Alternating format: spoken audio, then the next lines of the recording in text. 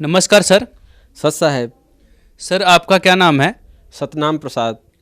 जी आप कहाँ से आए हैं? यूपी इलाहाबाद से।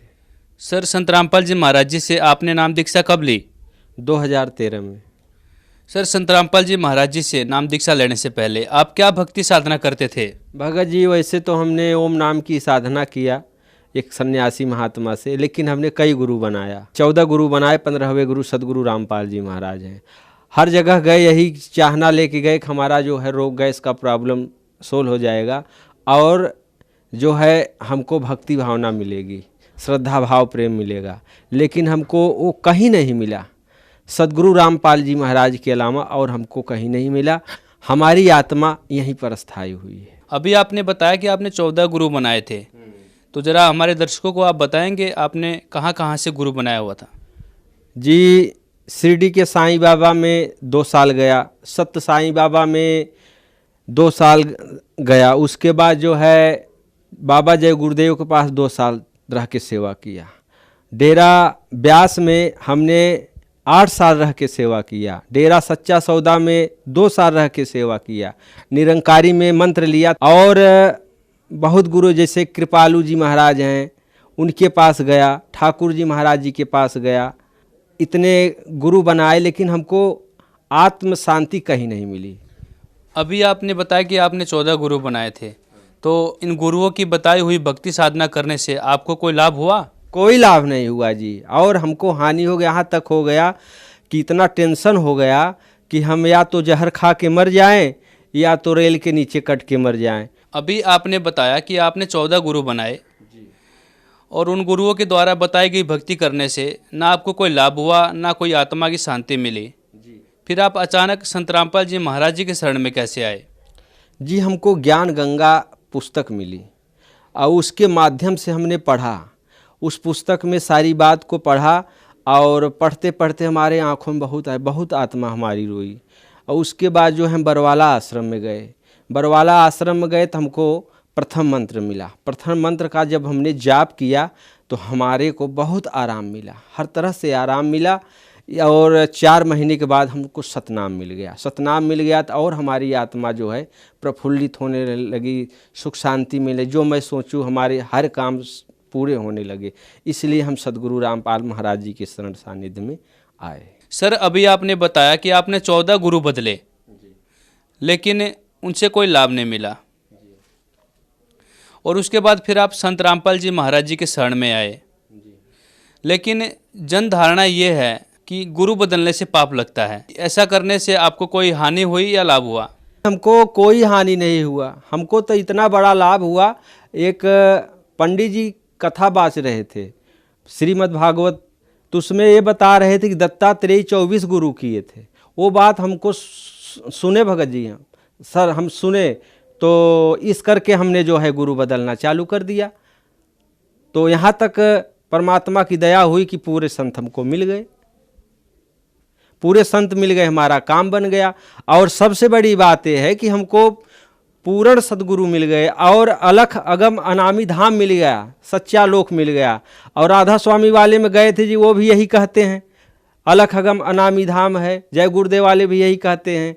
लेकिन अब मिलाया तो परमात्मा सदगुरु रामपाल जी महाराज बताते हैं कि वहाँ सशरीर सब कुछ साकार है और ये सब निराकार बता रहे हैं कि वहाँ जाओगे तो बूंद सागर मिल जाएगा, सागर हो जाएगा। कहते हैं सदगुरु रामपाल जी की परमात्मा शरीर है, उसका आकार है और मनुष्य जैसा है।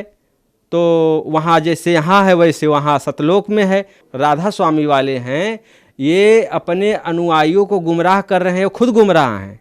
और सदगुरु रामपाल जी महाराज के शरण में आकर के नाम दीक्षा लें और अपने अनुयायियों को जोड़ दें। आप भी तर जाएंगे और इनकी संगत भी तर जाएगी। जी मैं यही कामना करता हूँ, क्योंकि उनके साथ शरण में काफ़ी समय रहा हूँ।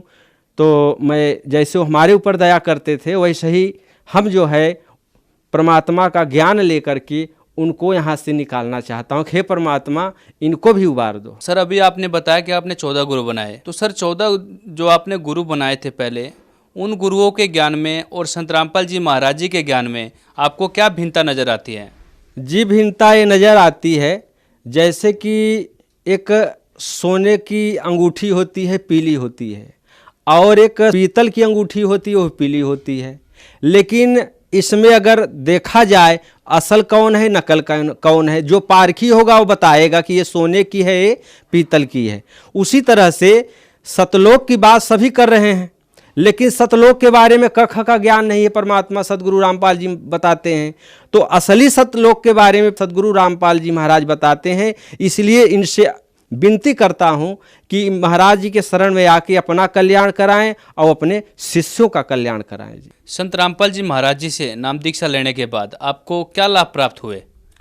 जी, हमको मेन लाभ तो ये है कि हमारे गैस का प्रॉब्लम था, हमारे को नींद नहीं आती थी, ना दिन में आती थी न रात में आती थी, बहुत टेंशन रहा करता था हमारे को। बस यही रहता था, दवाई बहुत खाता था। आज 35 साल का दिन हो गया, या ऐसा किसी दिन नहीं हुआ कि मैं दवाई न खाया हूँ।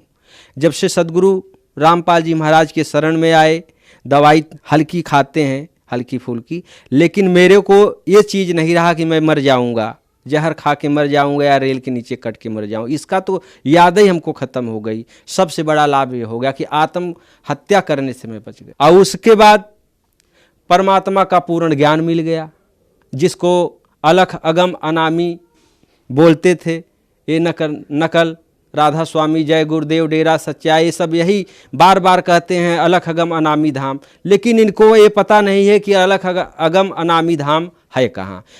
कबीर पूर्ण परमात्मा के अलावा और कहीं ये मार्ग नहीं आपको मिलेगा, और सब काल ने अलख अगम अनामी धाम बना के जीव को फंसाने के लिए ऐसा कर रखा है। संत रामपाल जी महाराज जी से यदि कोई नाम दीक्षा लेना चाहे तो कैसे ले सकते हैं? चैनल पर महाराज जी का सत्संग आता है, उस पर एक पट्टी आती है, उस पर नंबर लिखे होते हैं, और उन नंबरों पर फ़ोन करके नाम दान केंद्र पर जानकारी ले करके आप वहीं गुरु मंत्र ले सकते हैं। आप जन समुदाय को क्या संदेश देना चाहेंगे? खासकर आपने बताया कि आप 14 गुरुओं के पास रहे, और उस समय जो भगत भाई उन गुरुओं के पास थे, जो जिनके साथ आपने साधना की, आप उन्हें भी क्या संदेश देना चाहेंगे? जी, उन्हें यही संदेश देना चाहूँगा जी कि हमने 28 साल बर्बाद कर दिया, और हम ये चाहते हैं कि आप लोग का इतना अनमोल समय है कि आप लोग भटको मत। हम तो भटक चुके, लेकिन आप लोगों भटको न, सदगुरु रामपाल जी महाराज के शरण आकर के पूर्ण मोक्ष प्राप्त करो। यही हम संदेश देना चाहते हैं, परमात्मा की कृपा। धन्यवाद सर।